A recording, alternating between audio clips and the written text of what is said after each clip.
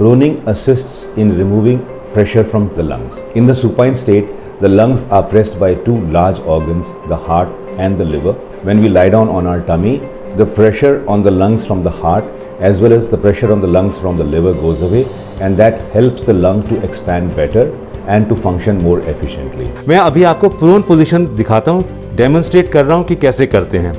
लेटने के दो तरीके होते हैं, सुपाइन जब हम कमर पे लेटते हैं और प्रोन जब हम पेट पे लेटते हैं। प्रोन पोजीशन हमने देखा है कोविड-19 पेशेंट, खासकर जिनकी ऑक्सीजन लेवल फॉल कर रही है, प्रोन पोजीशन से उनका ऑक्सीजन लेवल कुछ परसेंटेज पॉइंट बढ़ता है। पेशेंट ऐसे लेटता है, पहले हम पिलो लगाएंगे, एक पिलो यहाँ पर सिर के नीचे, दो पिलो यहाँ पर एब्डोमेन और अपर थाई के बीच में। अगर आप देखो पेशेंट की कंफर्ट के लिए दो पिलो लगे हैं यहाँ पर ये एब्डोमेन है और ये अपर थाई है पेशेंट के कंफर्ट के लिए। और एक तीसरा पिलो हम शिन के और एंकल के नीचे लगाते हैं ताकि वहाँ पर भी पेशेंट कंफर्टेबल रहे।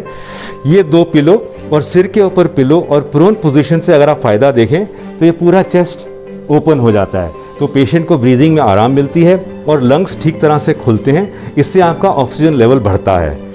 प्रोन पोजीशन एक ही पोजीशन में नहीं, अगर आपको इस पोजीशन में कुछ टाइम के बाद अनकंफर्टेबल फील हो तो आप लेफ्ट और राइट को कर सकते हैं मूवमेंट। प्रोनिंग हम अलग अलग पोजीशन में भी कर सकते हैं पेशेंट के कंफर्ट के लिए।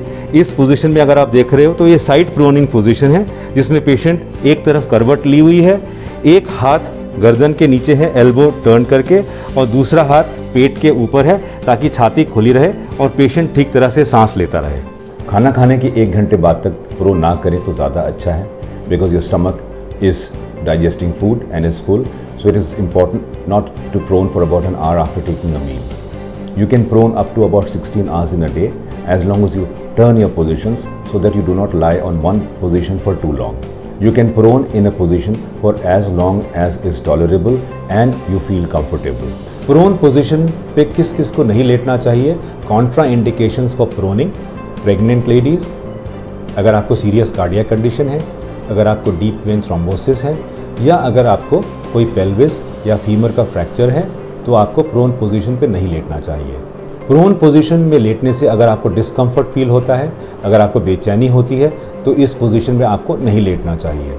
नॉन सेल्फ प्रोनिंग, जो पेशेंट अपने आप प्रोन नहीं कर सकते उनको अटेंडेंट की हेल्प के साथ हम प्रोन करवाते हैं। और उसमें प्रोनिंग में क्या होता है, 2 शीट्स यूज़ करते हैं हम। एक शीट आप देख रहे हैं हमने नीचे बिछा रखी है और दूसरी शीट प्रोनिंग के लिए हम इस्तेमाल करेंगे जिसका एक सिरा हमने ज़्यादा लंबा निकाल रखा है। So we have taken out 1 sheet over here like this because this sheet will be used for proning, but it is under the patient. The other sheet on which the patient will finally lie prone is already here lying on the bed. What we do is we take the patient's hand like this under this sheet. We use this sheet basically to help prone the patient. With the sheet we pull the patient across, and as you can see, as the patient comes to the prone position, this sheet becomes redundant. We can take the sheet out. The patient is now in the prone position.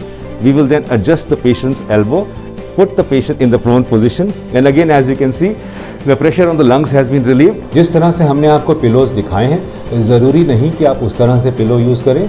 अगर आपका body structure कुछ अलग है या अगर आपको दूसरे किस्म के पिलो यूज़ करने हैं, आप यूज़ कर सकते हैं, उनकी पोजीशन एडजस्ट कर सकते हैं।